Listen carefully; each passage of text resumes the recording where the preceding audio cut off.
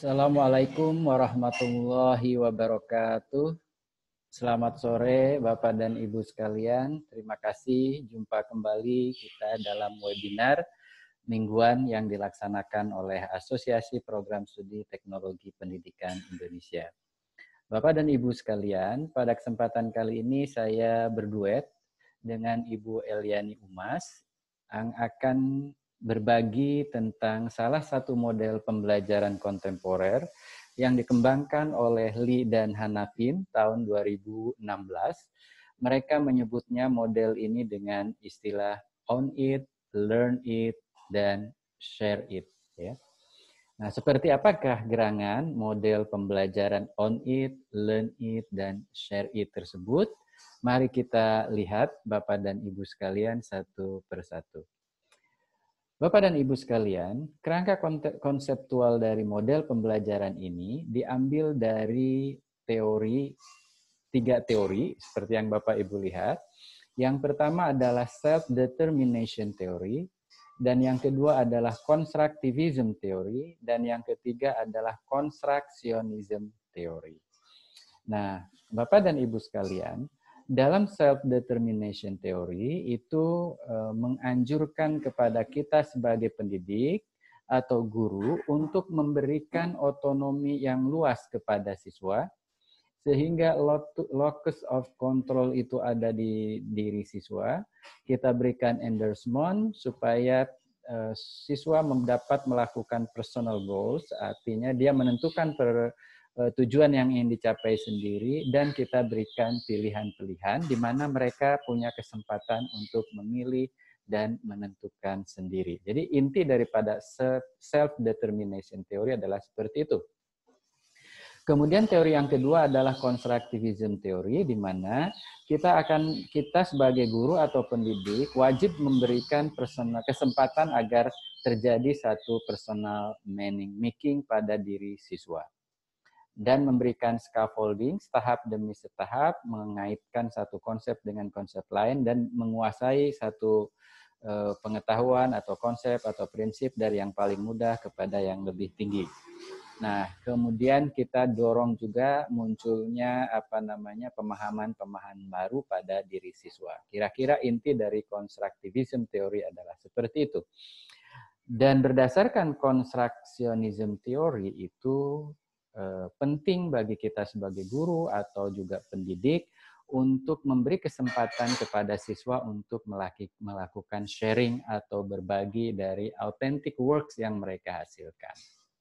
Dan juga mereka beri kesempatan untuk mendesain dan mengembangkan bagaimana mereka akan mempublish satu produk atau karya yang mereka lakukan, dan mengemasnya, menuangkannya dari berbagai perspektif menurut mereka masing-masing, dan terjadi proses refleksi pada diri mereka, dan terjadi pembahasan atau diskusi.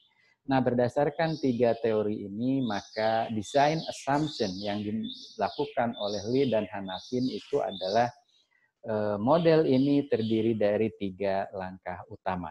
Jadi sintaksnya adalah, yang pertama adalah own it, yang kedua learn it, dan berikutnya adalah share it. Nah, pada tahap own it, Bapak dan Ibu sekalian, setidaknya ada tiga langkah yang memang harus dilakukan oleh guru atau pendidik. Yang pertama adalah memfasilitasi endorsement of external goals. Apa yang dimaksud dengan endorsement of external goals? Guru menjelaskan satu konteks dari topik yang akan dibahas. Kemudian guru menjelaskan mengapa topik ini penting. Jadi relevansi dan konteks ini disampaikan oleh guru. Nah, berdasarkan atas konteks dan relevansi yang disampaikan oleh guru, nah, maka guru memberikan satu kesempatan kepada siswa atau peluang untuk menyusun satu personal goals terhadap apa yang sedang dibahas. Nah, gitu ya. Kemudian guru memberikan berbagai pilihan di mana siswa nanti diberi peluang untuk memilih. Nah, di sini disebutkan bahwa provide choices that matter. Jadi guru memberikan satu pilihan-pilihan yang sangat-sangat penting, di mana ketika siswa memilih salah satu ini akan menentukan pada langkah berikutnya, dan keputusan yang diambil oleh siswa itu adalah keputusan yang sangat-sangat penting buat dirinya. Nah, masuk ke langkah berikutnya adalah learn it. Pada saat learn it itulah guru mengasuh proses pembelajaran yang terjadi pada diri siswa. Dengan cara apa? Dengan cara memberikan arahan yang sangat eksplisit, dan juga melakukan inisiasi-inisiasi yang memungkinkan terjadinya interaksi yang kuat antara kita dengan siswa. Nah, di sini disebutnya dengan initiating engagement. Jadi engagement kita dengan ikatan kita dengan siswa ini akan semakin erat. Dan inisiasi ini perlu secara proaktif dilakukan oleh guru. Nah, kemudian guru harus melakukan support atau mendukung bagaimana siswa memilih, menggunakan, nah gitu ya, baik itu tools atau resources yang lain terkait dengan proses belajar yang sedang mereka lakukan. Berikutnya adalah guru melakukan prompting, kemudian untuk mensupport kebutuhan-kebutuhan siswa yang tentunya pasti bervariasi satu sama lain. Dan juga bisa saja guru melakukan integrasi terminologi yang digunakan dalam disiplin tertentu dan menghubungkan antara satu ide dengan ide lain, memberikan clue dan lain sebagainya gitu ya. Dan melakukan monitoring terhadap perkembangan belajar siswa itu sendiri. Nah, setelah itu selesai, maka langkah yang ketiga masuk kepada share it yang memberikan peluang atau mendorong siswa untuk melakukan dialog antar sesama siswa dan audiens gitu ya. Nah, oleh karena itu guru harus mendorong agar siswa dapat membagikan, melakukan sharing atau mempublikasikan hasil karya tersebut, dan guru atau pendidik memberikan peluang kepada siswa tersebut dan siswa-siswa lainnya untuk saling melakukan peer review terhadap hasil belajar yang mereka lakukan. Nah, Bapak dan Ibu sekalian, nah berdasarkan kerangka teori tersebut, sebenarnya apa sih yang ingin disasar oleh Lee dan Hanafin? Nah, berdasarkan atas konstruksionis teori, konstruktivis teori, dan self-determination teori ini sebenarnya adalah ingin membangun generasi yang mandiri. Nah, menurut Lee dan Hanafin, Bapak dan Ibu sekalian, dengan mengutip dari teori yang dikembangkan oleh Deci dan Ryan terkait dengan self-determination theory, maka pada saat own it, langkah yang pertama, guru memberikan otonomi atau kewenangan kepada siswa untuk menentukan tujuan dan memilih pilihan dari berbagai pilihan yang mengambil keputusan gitu ya, untuk memilih berbagai pilihan atau opsi yang diberikan oleh guru, maka dengan otonomi tersebut akan mendorong adanya kedaulatan dan tanggung jawab pada diri siswa. Nah, berdasarkan itu maka akan mendorong karakter yang memungkinkan siswa memiliki self-determination yang tinggi dan self-govern atau self-regulation yang tinggi sehingga menjadikan dia menjadi orang yang sangat accountable. Nah, ujung-ujungnya adalah melatih siswa-siswi sejak dini untuk dapat mengambil keputusan, menentukan tujuan, dan membuat satu tindakan. Nah, itulah sebabnya maka model pembelajaran ini memang sangat cocok sebagai salah satu model pembelajaran untuk membangun karakter. Nah, seperti apa Bapak dan Ibu sekalian contoh model own it, learn it, dan share it itu. Nah, saya berikan contoh karena sekarang kita berada dalam masa coronavirus disease 19, saya berikan contohnya seperti ini Bapak dan Ibu sekalian.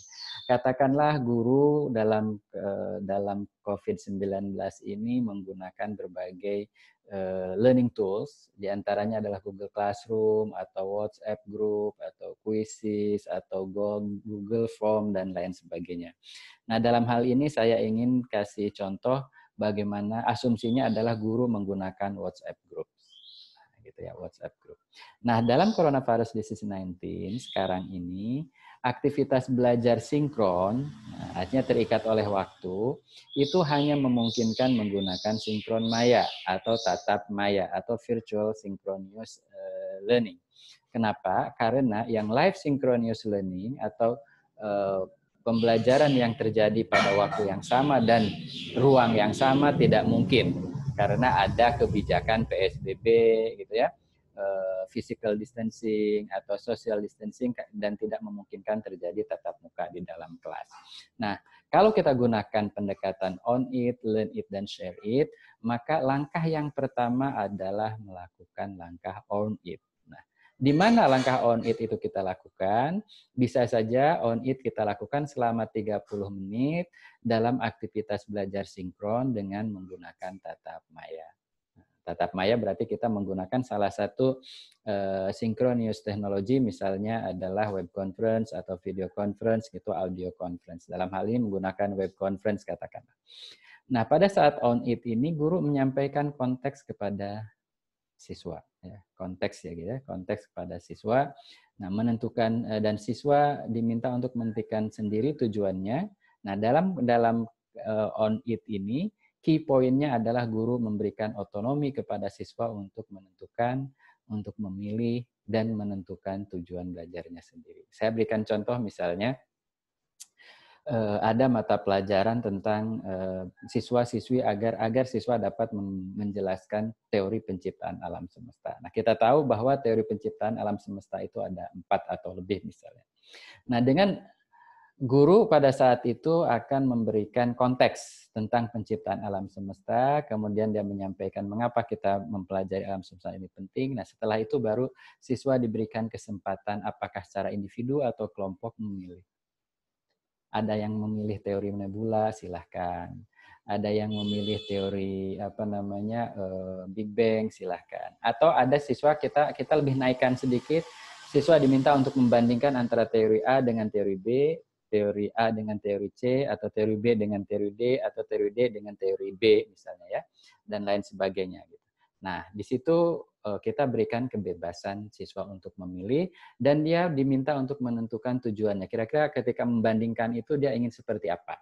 Nah, di awal-awal ini mungkin sekitar 30 menit guru memberikan itu.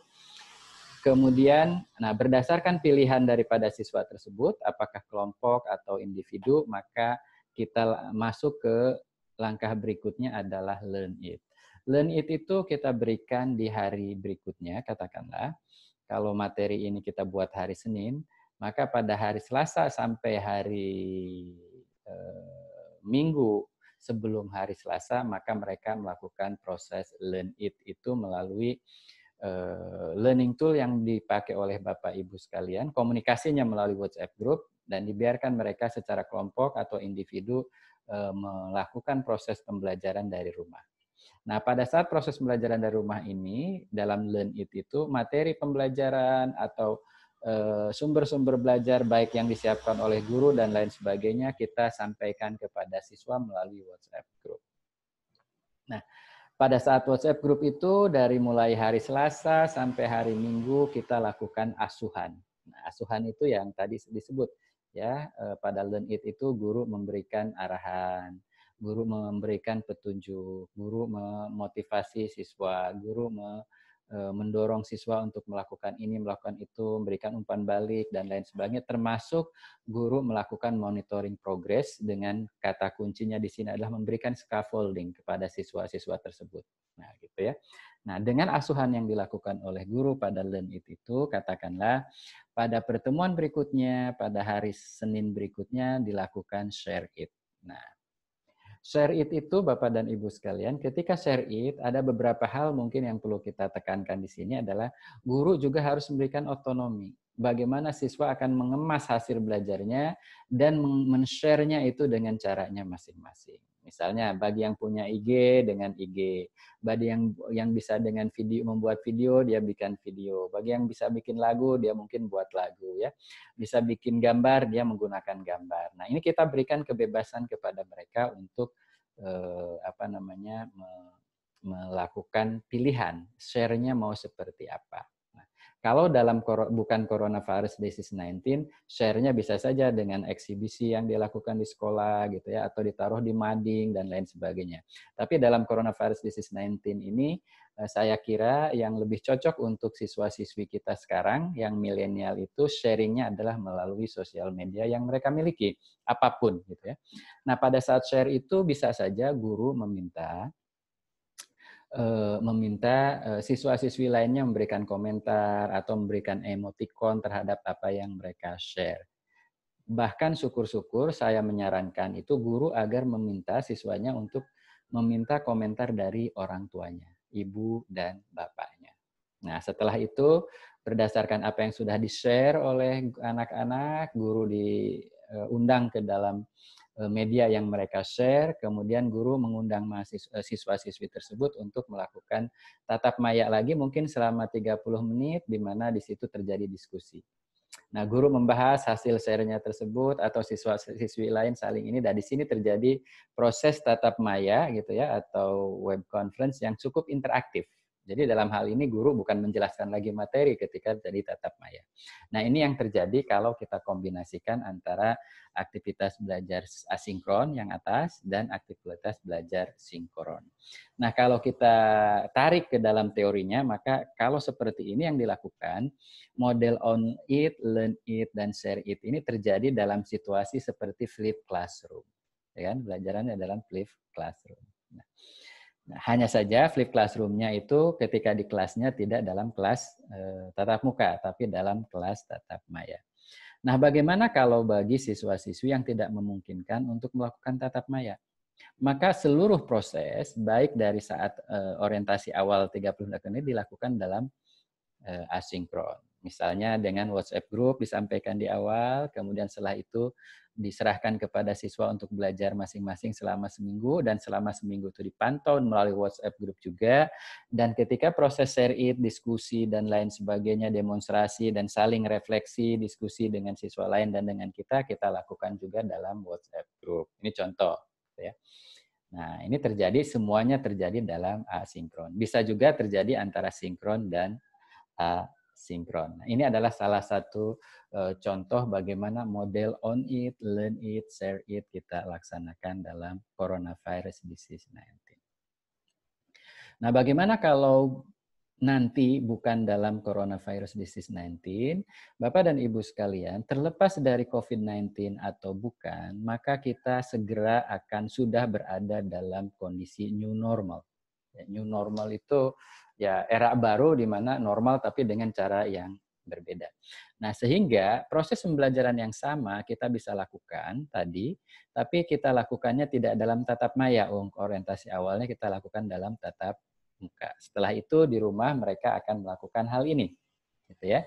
Nah, maka dilanjutkan dengan nanti share it pada pertemuan pada hari Senin berikutnya kita lakukan diskusi, demonstrasi dan lain sebagainya setelah kita mempelajari, merangkum, menganalisis hasil hasil share yang dilakukan oleh siswa. Nah, ini adalah salah satu contoh Bapak dan Ibu sekalian bagaimana proses on it, learn it, dan share it. Seperti apakah contohnya? Ini akan disampaikan oleh Ibu Eli. Demikian Bapak dan Ibu sekalian, terima kasih. Lebih kurangnya saya mohon maaf. Semoga bermanfaat. Billahi taufiq wal hidayah. Assalamualaikum warahmatullahi wabarakatuh.